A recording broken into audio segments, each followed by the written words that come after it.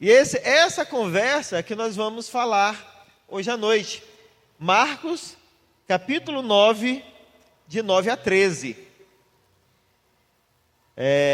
Quero convidar os irmãos a lerem junto comigo esse texto que diz assim, Marcos 9, de 9 a 13. Ao descerem do monte, ordenou-lhe Jesus que não divulgassem as coisas que tinham visto, até o dia em que o Filho do Homem ressuscitasse dentre os mortos. Eles guardaram a recomendação, perguntando uns aos outros, que seria o ressuscitado entre os mortos? Interrogaram-no, dizendo, por que dizem os escribas ser necessário que Elias venha primeiro? Então ele lhes disse, Elias vindo primeiro restaurará todas as coisas, como pois está escrito sobre o Filho do Homem, que sofrerá muito e será alvitado. Eu, porém, vos digo que Elias já veio, e fizeram com ele tudo o que quiseram, como a seu respeito está escrito. Bom, depois daquela experiência lá da transfiguração, os discípulos ficaram realmente muito confusos sobre o significado daquilo que tinha acontecido ali naquele lugar. E essa confusão, em grande medida, se deu por conta dos pressupostos culturais que eles carregavam consigo.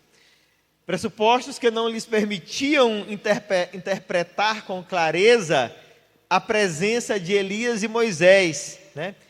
O que até certo ponto, e em grande medida, os impedia de compreender o que realmente tinha acontecido ali e o significado daquele momento tão singular. A presença de Elias e Moisés na transfiguração, de fato, trouxe bastante confusão para a mente daqueles homens.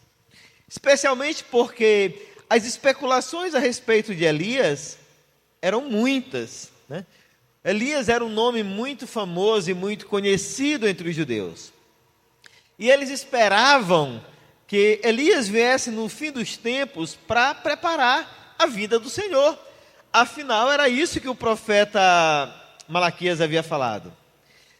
O problema, irmãos, é que essa espera, ela era carregada de muitas especulações a respeito de qual realmente era a função de Elias nesse preparo da vinda do Senhor. Qual seria o modo que Elias iria fazer esse preparo, né?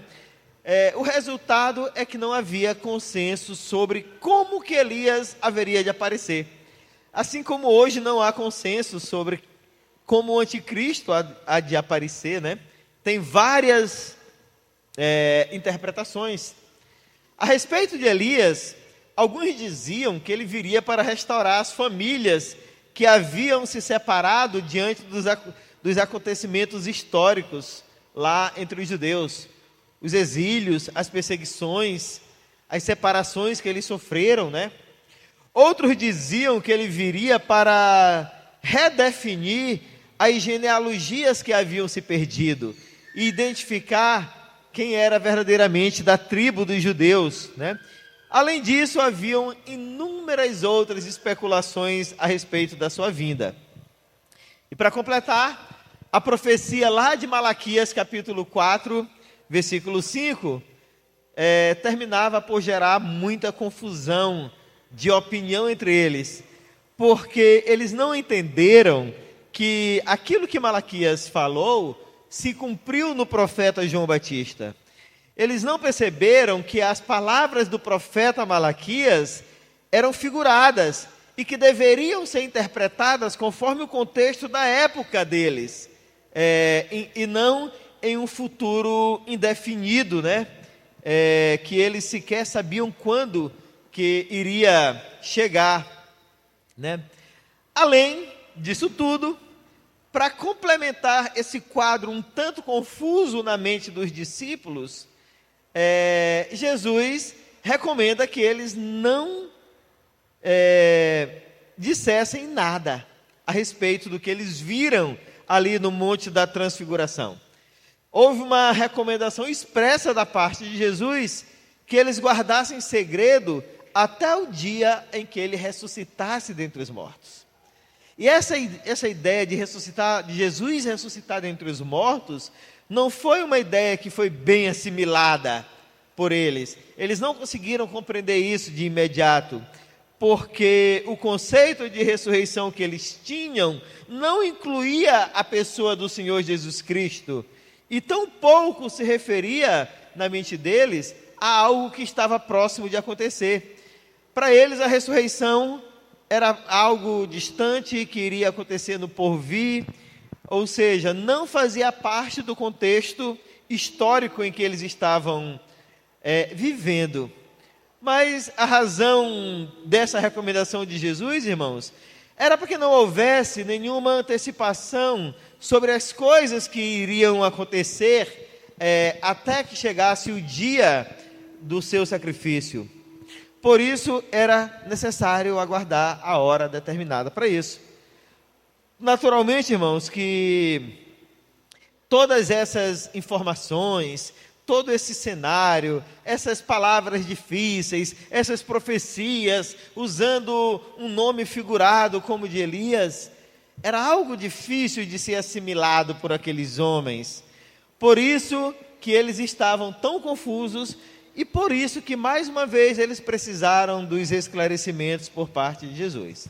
E o texto aqui de Marcos, capítulo 9, versículos de 9 a 13, vai trazer esse esclarecimento, a fim de que, quando essas coisas acontecessem, os discípulos estivessem preparados. E aqui, especialmente, Pedro, Tiago e João.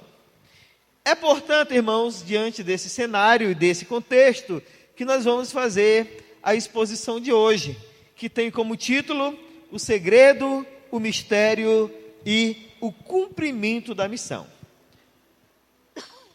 Diante disso, eu quero convidá-los a irmos para o primeiro ponto. O nosso primeiro ponto é o segredo da missão, que está aqui no versículo 9, que diz: ao descerem do monte, ordenou-lhe Jesus que não divulgassem as coisas que tinham visto, até o dia em que o Filho do Homem ressuscitasse dentre os mortos. Conforme já dito, a descida do Monte da Transfiguração trouxe consigo uma exigência, que eles guardassem o segredo daquilo, que eles guardassem segredo daquilo que eles tinham visto lá. Essa foi a primeira exigência feita a Pedro, Tiago e João. E Jesus traz uma instrução para que eles não contassem essa visão até que ele ressuscitasse.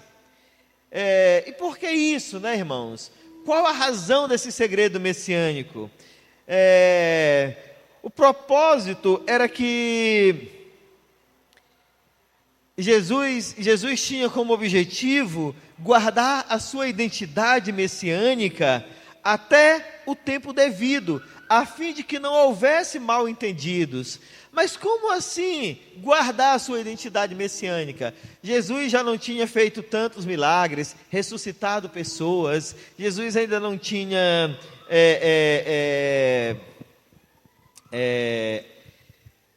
já não tinha libertado pessoas que viviam possessas de demônio, ainda tinha algum segredo a guardar, mesmo diante de tantos testemunhos, né? Irmãos, ainda tinha, as pessoas ainda não tinham entendido que Jesus era o Messias prometido. Por isso ele pede que os discípulos não falassem nada a respeito da transfiguração, porque somente na cruz é que o mundo iria entender que realmente ele era o Filho de Deus. Não foi isso que as autoridades romanas disseram quando Jesus morreu? Este, de fato, era o Filho de Deus.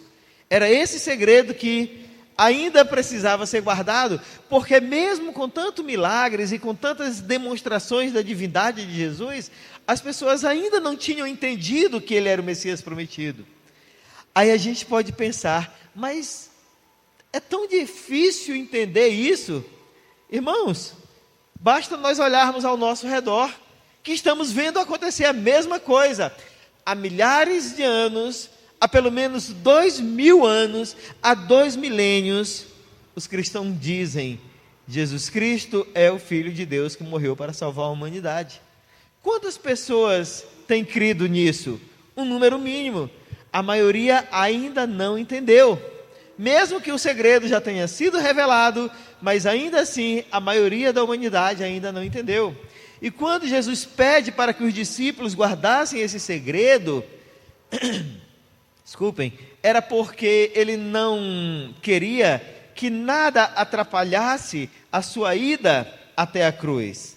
Jesus sabia que a ocasião para a revelação pública da sua condição messiânica seria na sua morte, na sua ressurreição e na sua glorificação. Esse seria o tempo ideal, e esse tempo ainda não havia chegado. A própria experiência da transfiguração, irmãos, testemunhada ali por Pedro, Tiago e João, foi um acontecimento restrito, que ainda não deveria ser divulgado, porque poderia trazer uma atenção indevida para Jesus naquele momento.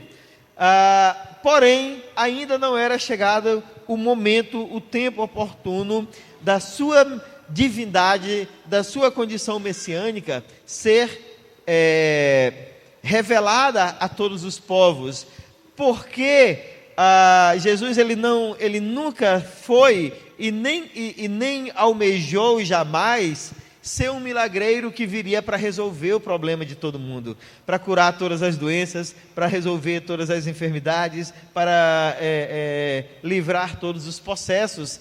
Todas as vezes que Jesus fez isso, foi com o propósito de validar a sua mensagem. O objetivo original não era resolver os problemas da humanidade, problemas físicos, mentais e coisas desse tipo. Foi apenas para validar a natureza da sua mensagem. E agora ele pede aos discípulos que não falassem nada a respeito da transfiguração, para que não houvesse uma atenção desvinculada da sua missão. Se de repente os discípulos começam a falar da transfiguração, certamente uma multidão se reuniria ao seu redor por curiosidade, por interesse ou por qualquer coisa desse tipo, e não porque viam nele o Salvador de suas vidas. A ressurreição, no entanto, ela seria o marco histórico da revelação desse segredo messiânico, quando o próprio Jesus haveria de anunciar ao mundo a grandeza da sua missão, como de fato ele fez. Lá em Marcos capítulo 14, no versículo 62, aí sim, ele confessa isso, né? Quando ele diz: eu sou e vereis o Filho do Homem assentado à direita do Todo-Poderoso e vindo com as nuvens do céu. Agora sim era chegado o tempo de revelar este segredo.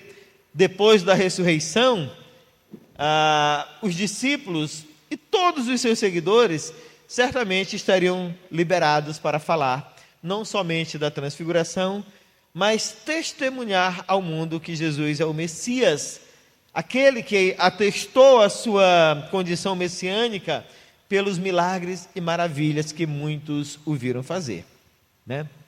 Inclusive, a sua própria morte e a sua ressurreição seriam um testemunho poderoso e incontestável da sua messianidade e da singularidade da sua missão entre os homens, né? Estes dois acontecimentos, irmãos, a morte e a ressurreição de Jesus, seriam as provas irrefutáveis de que ele de fato é o Salvador anunciado pelos profetas e esperado pela humanidade por tanto tempo. Afinal de contas, ninguém mais poderia fazer o que ele fez quando derrotou a morte e garantiu a vida para aqueles que confessassem o seu nome como Salvador. No entanto, até este momento aqui, ainda não era chegada a hora. Por isso, era necessário guardar o segredo messiânico de Jesus. Mesmo que a transfiguração tenha sido um testemunho único, né, singular e poderoso da sua natureza divina e da sua majestade, isso deveria ser guardado até o tempo oportuno. Quando chegou o tempo oportuno, esse acontecimento foi testemunhado e foi narrado por Marcos, foi narrado por Lucas e foi narrado por Mateus também. Observem como Marcos tratou esse acontecimento com uma reverência profunda, quando escreveu sobre ele aqui no capítulo 9, porque Marcos ouviu o testemunho de Pedro e entendeu, mesmo sem ver, entendeu que isto era algo que somente alguém que é divino poderia experimentar. Essa ordem, irmãos, de Jesus para que eles guardassem segredo, não era nova, né?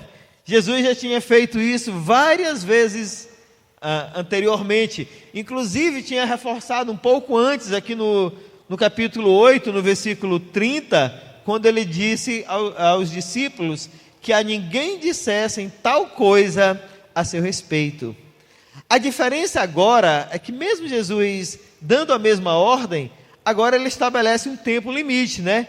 Ele diz, olha, não falem disso até a minha ressurreição. Agora havia um referencial de espera, né? Até que o Filho do Homem ressuscitasse dentre os mortos. Esse referencial mostra que a morte e a ressurreição de Jesus haveria de ocupar um lugar central em todo o seu ministério. A referência, portanto, para quem quisesse conhecê-lo, não estava nos milagres que ele realizou, tampouco nas libertações espirituais, nas ações sobrenaturais sobre o mar, sobre os pães ou sobre os peixes, mas na sua morte e na sua ressurreição. Por isso que o seu insistente pedido para que os discípulos guardassem esse segredo era justamente porque qualquer movimento, qualquer culto, qualquer outra atividade que fosse realizada em nome de Cristo, que não estivesse fundamentada no Cristo crucificado e ressurreto, seria uma atividade superficial e limitada. Por isso ele disse, aguardem até que o Filho do Homem seja ressuscitado dentre os mortos. Eis a razão do segredo messiânico precisar ser guardado até o final. O nosso segundo ponto, irmãos, é o mistério da missão. O versículo 9 fala do segredo, o versículo 10 fala do mistério. Olhem, o texto diz assim, eles guardaram a recomendação, perguntando uns aos outros, o que seria o ressuscitar dentre os mortos? Quando eles estão descendo ali, daquela experiência da transfiguração naquele monte, os discípulos começaram a debater entre si o que Jesus quis dizer com ressuscitar dentre os mortos. Eles tinham convicção de que Jesus era o Messias, mas essa pergunta sobre o que significava ressuscitar dentre os mortos revelou uma dificuldade que eles tinham em compreender plenamente a missão redentora de Jesus e a natureza do seu reino. Isto porque, irmãos, era realmente difícil entender a razão da morte de Cristo como algo indispensável. Afinal de contas, ele era o Messias prometido que haveria de trazer libertação ao povo. Além disso, eles ainda se questionavam por que Elias ainda não tinha aparecido como aquele que haveria de preparar o caminho para o Salvador. E havia ainda uma questão mais difícil de ser tratada naquele momento, que era justamente sobre a ressurreição de Cristo. Afinal de contas, eles tinham visto Cristo ressuscitar pessoas, mas não entendiam como que ele haveria de ser ressuscitado. É interessante observar que o texto de Lucas, do Evangelho de Lucas, sobre esse ponto bem aqui, diz que eles obedeceram literalmente a ordem de guardar segredo. Lucas capítulo 9, versículo 36, diz o seguinte, Lucas 9, 36, diz assim, depois daquela voz, achou-se Jesus sozinho, eles calaram-se e naqueles dias a ninguém contaram coisa alguma do que tinham visto. Talvez esse calar-se foi justamente porque eles não conseguiram compreender o mistério da ressurreição de Jesus. Por isso preferiram ficar calados. Contudo, entre eles próprios, eles estavam muito perplexos e muito curiosos sobre o que significava Jesus ressuscitado entre os mortos. É interessante que eles ficaram mais intrigados sobre a ressurreição do que sobre a própria morte de Jesus. Quem chama a atenção deles é essa declaração de Jesus, de que ele ressuscitaria, porque este realmente, irmãos, era um mistério que eles não conseguiam encaixar na missão de Jesus aqui na terra. Eles criam que Jesus tinha poder para ressuscitar pessoas, mas não conseguiam entender como que ele haveria de ressuscitar dentre os mortos. Se eles tinham dificuldade de entender por que Jesus precisava morrer, mais dificuldade ainda tinham de entender como que ele ressuscitaria. É provável até que tenham especulado entre si, sobre como que isto haveria de acontecer. Por isso, ficaram em silêncio diante da profundidade desse mistério. E talvez tenham se sentido até um tanto perdidos a respeito do que viram e do que ouviram a respeito, ou sobre Jesus, sobre as palavras que Jesus disse para eles. Mas eles não conseguiam, irmãos, entender que a ressurreição de Jesus era parte essencial da sua identidade messiânica, porque afinal de contas, somente ele poderia realizar esse acontecimento. A sua condição de ser filho de Deus o habilitava tanto para morrer como para ressuscitar. Mas isso, de fato, ainda era um mistério na mente daqueles homens, como ainda é um mistério na mente de muitas pessoas hoje em dia. Mas, quando chegasse a ocasião da ressurreição, certamente esse mistério seria revelado, como realmente aconteceu, e foi evidenciado pelo próprio Jesus, quando se apresentou aos discípulos e progressivamente a muitas outras pessoas. Porque agora, irmãos, tanto o segredo quanto o mistério estavam revelados ao mundo. Todos poderiam saber, estavam habilitados a entender que ele é o Salvador da humanidade e que a morte estava vencida e a vida eterna garantida àqueles que são filhos de Deus. Agora, não só o mistério da identidade messiânica de Jesus, mas não somente o segredo da identidade messiânica de Jesus, mas o mistério da sua ressurreição estava revelado a todos os povos, era acessível e poderia ser compreendida por todos. Naturalmente que muitos rejeitaram, não quiseram entender. Como? Continuam sem querer entender até hoje. A incredulidade de hoje não é diferente da incredulidade daquele tempo.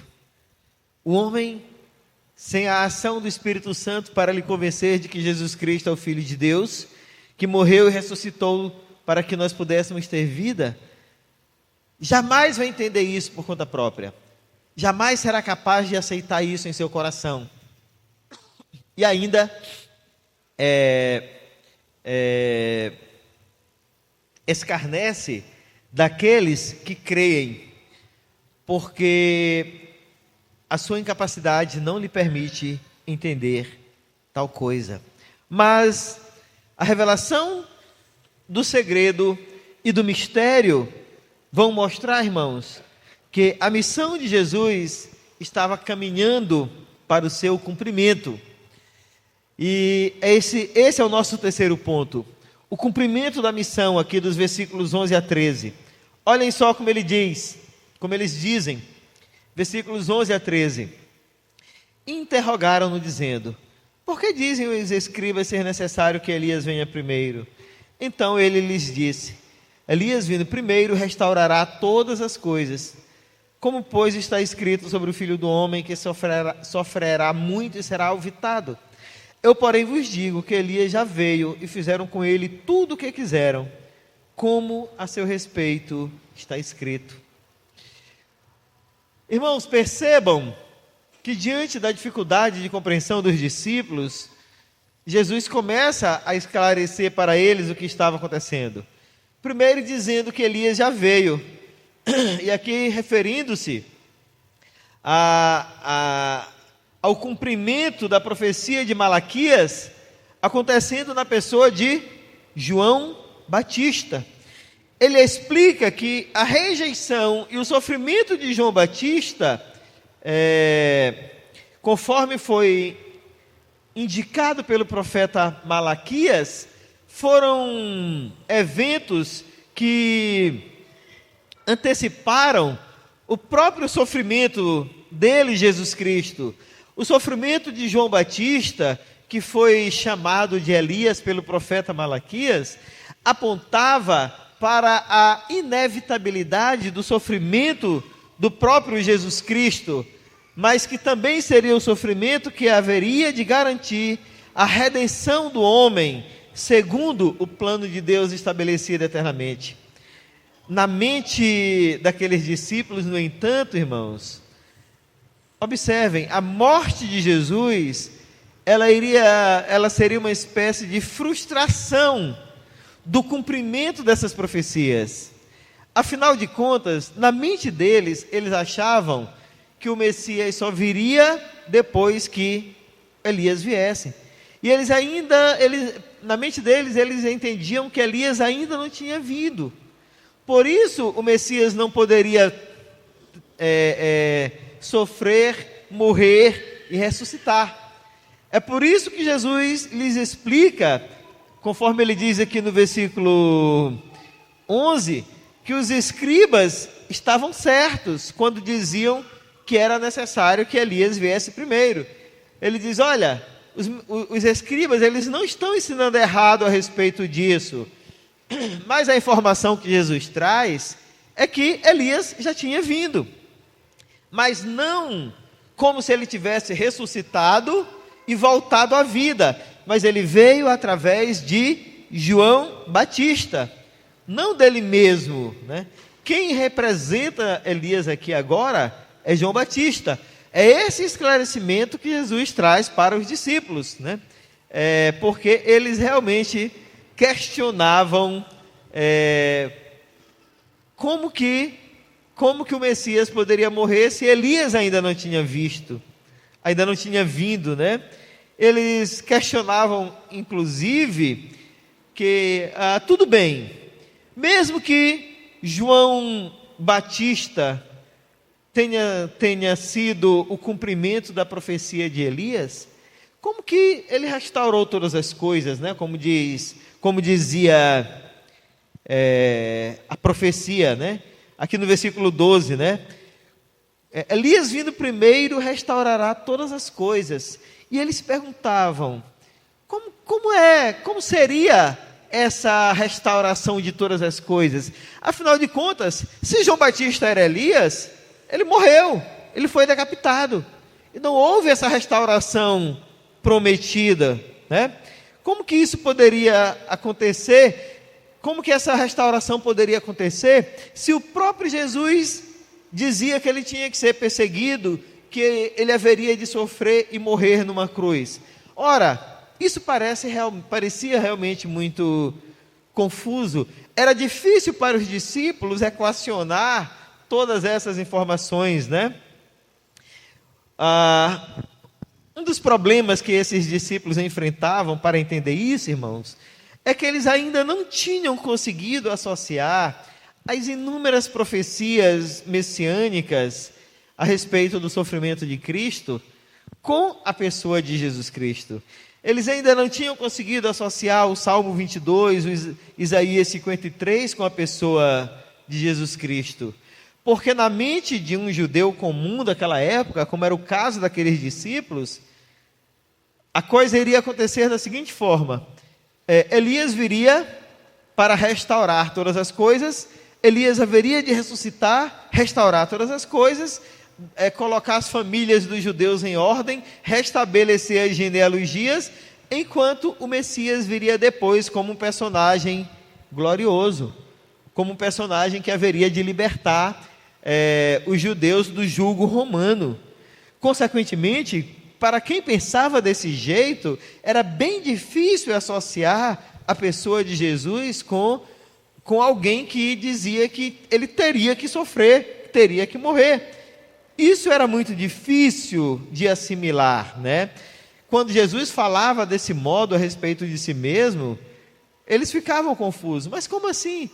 Elias não veio. Mas se ele veio através de João Batista, não aconteceu nada. Pelo contrário, João Batista foi morto e não houve nenhuma restauração. É somente quando Jesus faz a declaração aqui do versículo 13, que diz assim: eu, porém, vos digo que Elias já veio e fizeram com ele tudo o que quiseram, como a seu respeito está escrito, né? Lá em Malaquias capítulo 4, é que eles começaram a ter uma percepção de que as coisas não eram como eles pensavam, né? Lá em Mateus capítulo 17, nos versículos 12 a 13, ele diz o seguinte, Mateus 17, 12 a 13, diz assim: eu, porém, vos declaro que Elias já veio e não o reconheceram, antes fizeram com ele tudo quanto quiseram. Assim também o Filho do Homem há de padecer nas mãos deles. Então os discípulos entenderam que lhes falara a respeito de João Batista. É a mesma história, né? Mateus, Marcos e Lucas. Observem que é somente aqui que eles começam a entender que aquela percepção que eles tinham de Elias e do próprio Messias era uma percepção errada. E que quando acontecesse essa restauração, não seria uma libertação nacional, não seria um fortalecimento dos judeus diante dos romanos, mas a restauração de todas as coisas aqui tem um cunho de natureza espiritual. A restauração aqui é do ser humano decaído em pecado, que será restaurado diante de Deus. O problema é que muitos daquelas pessoas dos dias de João Batista, inclusive alguns discípulos de Jesus, ouviram João pregar, mas não entenderam as suas palavras também. Outros o confundiram com o próprio Messias, né? Lucas 17 vai mostrar essa confusão.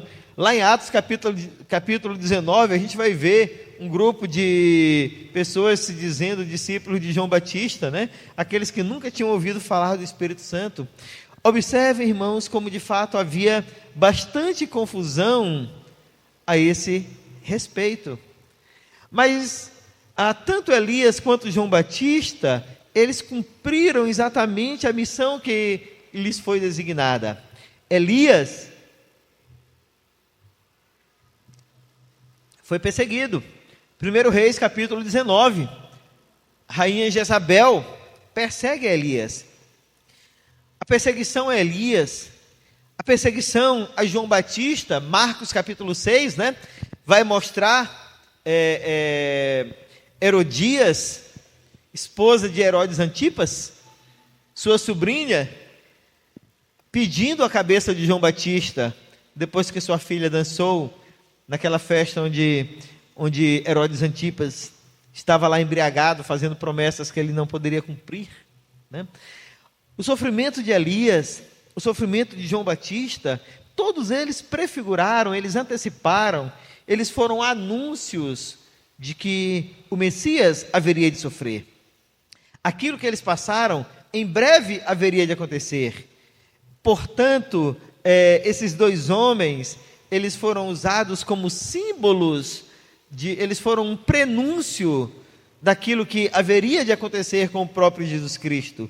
O desprezo com que eles foram tratados dava uma característica e era um anúncio sobre o desprezo que o próprio Cristo haveria de passar. E isso mostra, irmãos, que tudo que foi predito por Elias, tudo que foi predito por João Batista, estava se cumprindo em Jesus. Esse cenário aqui, irmãos, que é um cenário tanto histórico quanto profético, ele estava ganhando seus últimos contornos ali na pessoa de Jesus Cristo. Mostrava que tudo que foi anunciado anteriormente estava ali se cumprindo, mas mostrava também que a soberania de Deus tem o controle sobre todas as coisas. Deus tem um controle sobre a história.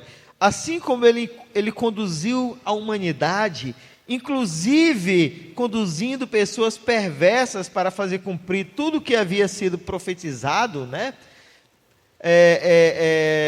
Permitindo que pessoas perversas perseguissem João Batista, perseguissem Elias. Deus também conduz a história para que aquilo que foi profetizado a respeito do Messias também se cumprisse, a fim de que ele fosse para a cruz e ali pudesse morrer e ressuscitar para que o homem pudesse ser salvo. E isto, queridos, como o próprio Cristo disse, era algo inevitável, era necessário, não tinha como escapar desta realidade, porque o sofrimento de Elias, o sofrimento de João Batista, o sofrimento de nenhum dos profetas eram suficientes para substituir o sofrimento do Messias. Eles apenas prefiguravam, eles apenas apontavam, traziam à lembrança da humanidade que um sofrimento ainda maior precisava acontecer. Eles anunciavam que um sofrimento de alguém justo haveria de acontecer. E a vida daqueles homens foi para anunciar isto, para cumprir esse papel. E finalmente, naqueles dias ali, estava chegando o cumprimento de tudo aquilo que eles predisseram. É por isso que Jesus pede o segredo da sua condição messiânica. É por isso que Jesus revela o mistério da sua ressurreição, porque muito em breve todas essas coisas haveriam de ser reveladas, todas essas coisas haveriam de ser apresentadas ao mundo. Era algo impossível de ser evitado, mas precisaria acontecer no tempo certo. E o próprio pedido de Jesus para que os discípulos guardassem segredo era para que tudo se cumprisse no seu devido tempo, né? Chegaria o dia da angústia, chegaria o dia da morte. Isto estava cada vez mais próximo. Mas também, irmãos, à medida que o dia da morte de Jesus chegava, esse dia trazia consigo também a paz que o mundo tanto ansiava. Esse dia trazia consigo também a esperança que o mundo tanto precisava. Os dias de desesperança, os dias de falta de propósito, os dias de falta de sentido para a humanidade estavam chegando ao fim, porque tudo que havia sido predito a respeito do Messias, o seu sofrimento, a sua morte e a sua ressurreição estava chegando próximo de se cumprir. E é, portanto, queridos, nessa perspectiva de segredo, mistério e cumprimento da missão que Jesus caminha para Jerusalém. Está rumando para a cidade de Jerusalém. Diante dessa breve exposição, irmãos, eu quero caminhar aqui para a conclusão, fazendo as aplicações de praxe. E a primeira aplicação é que o segredo messiânico de Jesus é o segredo mais conhecido da história da humanidade. Todos sabem dele.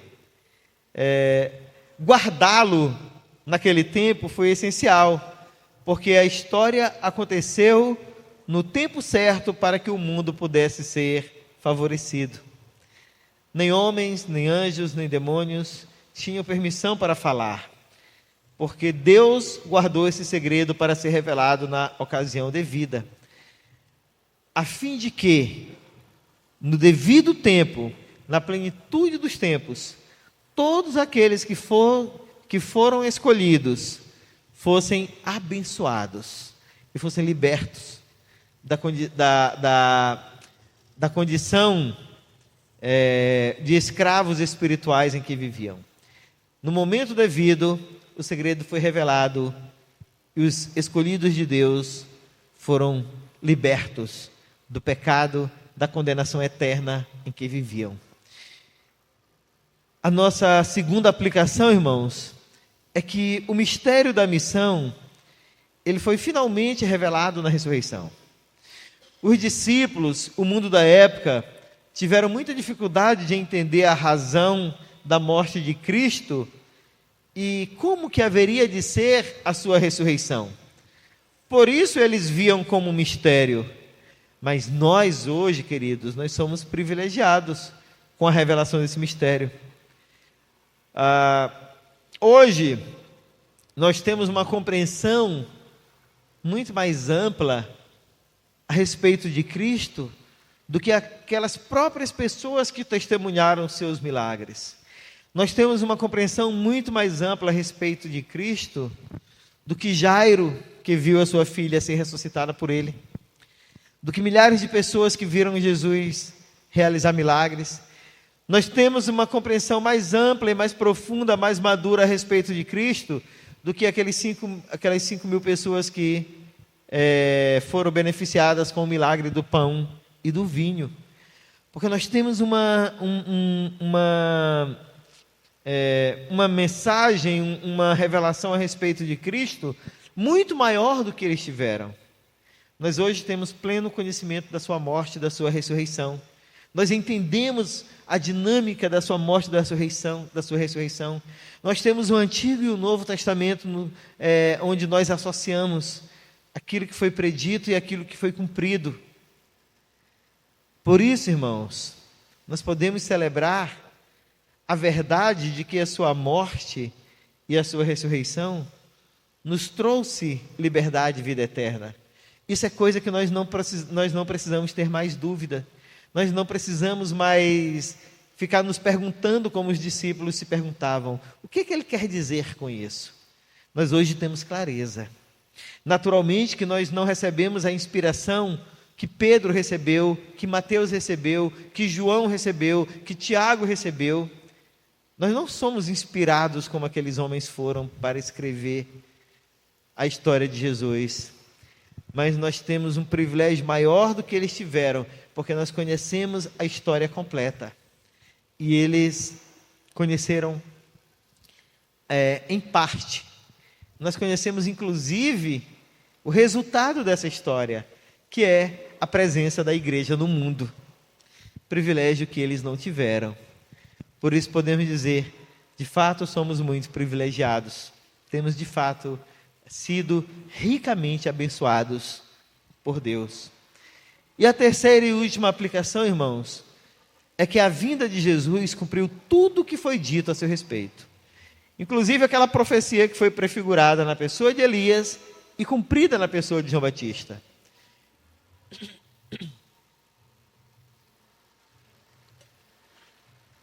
Mas isso também, irmãos, o cumprimento dessa profecia nos trouxe uma responsabilidade. Essa responsabilidade agora é nossa. Somos nós que temos a missão de falar desse mistério que foi revelado, de falar desse segredo. Somos nós que temos a missão, irmãos, de dizer que a missão de Jesus Cristo foi cumprida. Aquilo que a humanidade tanto ansiou, a salvação que a humanidade tanto esperou, foi garantida na morte e ressurreição de Cristo. Mas nós temos a missão de falar disso. Agora, este é um segredo que não precisa mais ser guardado. Esse é um mistério que já está explicado. E somos nós que temos que fazer isso. Cristo nos chama para dar continuidade ao anúncio do mistério, do segredo e do cumprimento da missão. Se fomos tão privilegiados em saber de tudo, se somos tão privilegiados agora que conhecemos a história toda, nós também temos a responsabilidade de falar dela, de dizer aos outros: que história é essa? Como dito, o mundo continua incrédulo. Assim como nos dias de Jesus eles não entenderam, ainda hoje continuam sem entender. Assim como nos dias de Jesus a incredulidade graçava de forma abundante, ela continua abundante hoje em dia. Mas isso não nos tira a responsabilidade. Sim, temos que falar do segredo, do mistério e do cumprimento da missão de Jesus a todos os povos. Que o Senhor nos dê a graça disto, de sermos capazes de contar essa história por onde formos. Que Deus nos abençoe para a sua glória. Amém.